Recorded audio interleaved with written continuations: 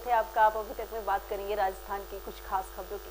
अखिल राजस्थान सेवारत चिकित्सक संघ के प्रदेश शंकर बामनिया ने बताया कि विधायक का अमर्यादित आचरण और असंवैधानिक कृत्य कर चिकित्सक को ड्यूटी के दौरान चिकित्सालय में थप्पड़ मारकर कानून अपने हाथ में ले लिया है और विधायक के खिलाफ दर्ज सगवाड़ा में एफआईआर पर कठोर कानूनी कार्रवाई की मांग की है। विरोधक ब्यूरो राजस्थान की ओर से दौसा में की गई ताबड़तोड़ कार्रवाई ने जहां पूरे प्रदेश में अधिकारियों के बीच हड़कंप मच गया है, वहीं अब इस मामले में लगातार परत दर परत नए खुलासों की संभावनाएं जताई जा रही है। एसीबी राजस्थान द्वारा आज दौसा जिले में कार्रवाई करते हुए और उपखंड अधिकारी एसडीएम दौसा और उपखंड अधिकारी बांदीकुई एसडीएम बांदीकुई को गिरफ्तार किया है प्रिवेंशन ऑफ करप्शन एक्ट के प्रकरण में। हमारे पास जो नेशनल हाईवे का काम चल रहा है उसकी कंस्ट्रक्शन करने वाली कंपनी के मालिक आकर के मिले थे और उन्होंने बताया कि वहां के प्रशासनिक और पुलिस अधिकारियों द्वारा जो हाईवे का काम है उसमें भूमि अवाप्ति को लेकर के और फैसिलिटेट करने के लिए और रुकावट नहीं डालने के लिए वहां के प्रशासनिक अधिकारी और पुलिस अधिकारी भारी मात्रा में रिश्वत की मांग कर रहे हैं। इस सूचना पर हमने उसका सत्यापन करवाया। सत्यापन का कार्य हमारे एडीजी साहब के नेतृत्व में हुआ। आज उसी कड़ी में एसडीएम दौसा पुष्कर मित्तल 5 लाख रुपए की रिश्वत रंगे हाथों लेते हुए गिरफ्तार हुए हैं और एसडीएम बांदीकुई पिंकी मीणा ने 10 लाख की रिश्वत मांगी थी और 5 लाख आज डिलीवर करने के लिए कहा था और उन्होंने कंपनी के ही जो लाइजन ऑफिसर है उनकी कहा कि उनको आप दे दीजिए और उससे हम फिर ले लेंगे। तो इन दोनों अधिकारियों को, दोनों आरएस अधिकारियों को एसडीएम दौसा और एसडीएम बांदीकुई को गिरफ्तार किया गया है और इनके निवास स्थान की सर्च एडीजी साहब के निर्देशन में चल रही है। पैरेलली दौसा के तत्कालीन पुलिस अधिकारियों द्वारा कंस्ट्रक्शन कंपनी से जबरदस्ती वाहन जब्त नहीं करने के लिए और रुकावट नहीं डालने के लिए भारी मात्रा में रिश्वत की डिमांड की जा रही थी, उसको वेरीफाई किया। उसी कड़ी में आज एक दलाल है नीरज मीणा, उनको गिरफ्तार किया गया है। हमारे पास पर्याप्त सबूत हैं उनके कि उन्होंने पुलिस अधिकारियों के लिए बड़ी रिश्वत की मांग करी। कई जगह कई थानों पर वाहनों को जबरदस्ती बिना कारण के जब्त कराया गया, तो उनको गिरफ्तार किया गया है और इस संबंध में और साक्ष्य इकट्ठे करके और आगे का अनुसंधान एडीजी साहब के निर्देशन में किया जा रहा है।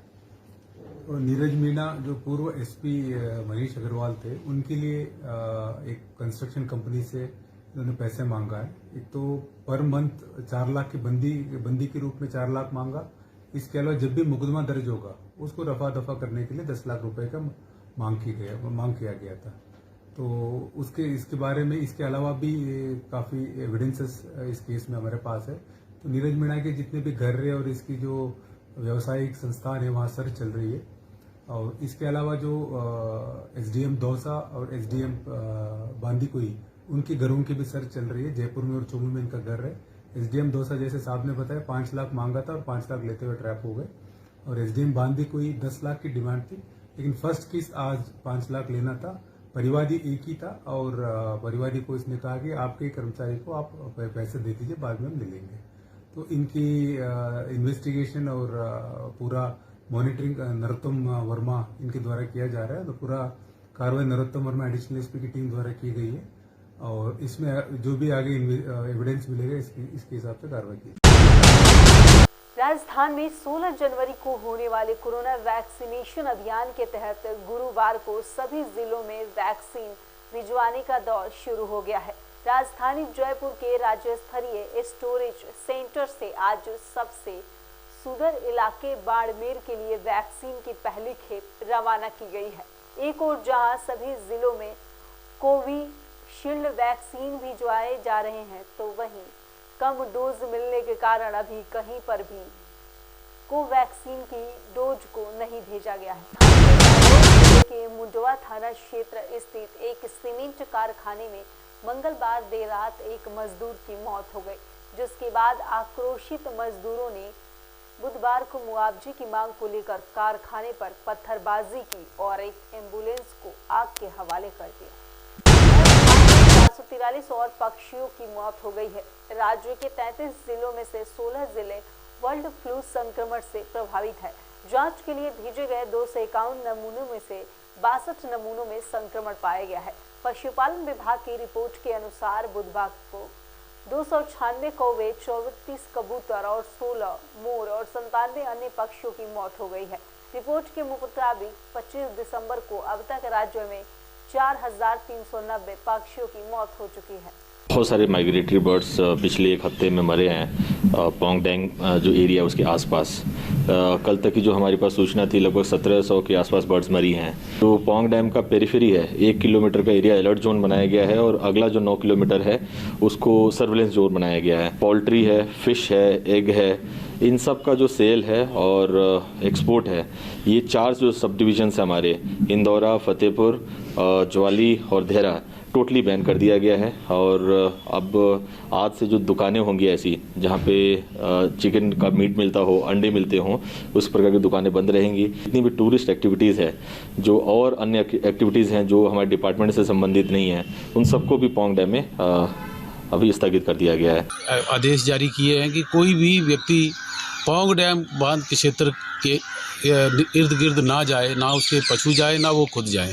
आज यहाँ rest house, PWD rest house देरा, मैंने खुद यहाँ पाया, यहाँ पर कौवे मर मर के ऊपर से गिर रहे नीचे, और उनको जिन जिन छोटे कुत्ते के बच्चों ने खाया है वो कुत्ते के बच्चे भी यहाँ मर रहे हैं।